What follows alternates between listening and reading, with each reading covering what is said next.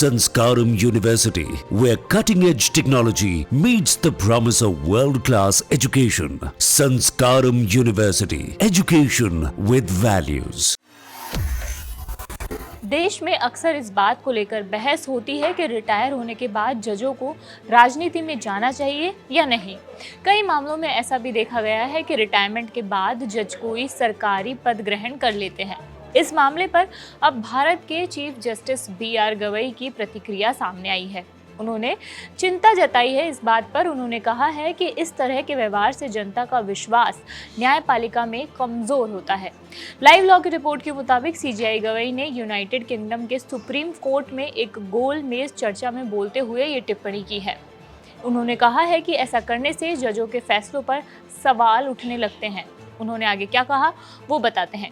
उन्होंने कहा, अगर कोई जज रिटायर होने के तुरंत बाद सरकार के साथ किसी पद पर नियुक्ति ले लेता है या चुनाव लड़ने के लिए बेंच से इस्तीफा दे देता है तो इससे एक नैतिक चिंता पैदा होती है। ऐसा करने से न्यायपालिका की स्वतंत्रता और निष्पक्षता के बारे में शक पैदा हो जाता है, क्योंकि इसे सरकार का पक्ष लेने की कोशिश के रूप में देखा जा सकता है।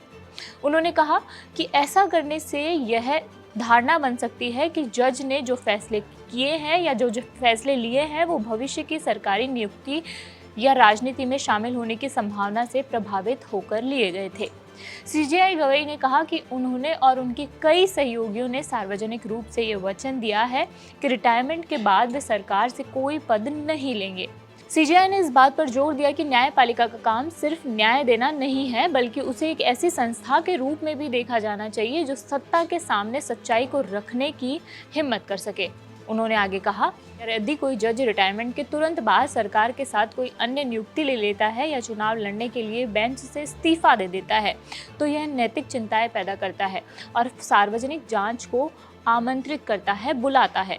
जज द्वारा राजनीतिक पद के लिए चुनाव लड़ने के न्यायपालिका की स्वतंत्रता और निष्पक्षता के बारे में संदेह पैदा हो सकता है, क्योंकि इसे हितों के टकराव का या सरकार का पक्ष लेने के प्रयास के रूप में देखा जा सकता है। रिटायरमेंट के बाद की ऐसी व्यवस्थाओं का समय और प्रकृति न्यायपालिका की ईमानदारी में जनता के विश्वास को कम कर सकती है, क्योंकि इससे यह धारणा बन सकती है कि न्यायिक फैसले भविष्य की सरकारी नियुक्तियों या राजनीतिक भागीदारी की संभावना से प्रभावित थे।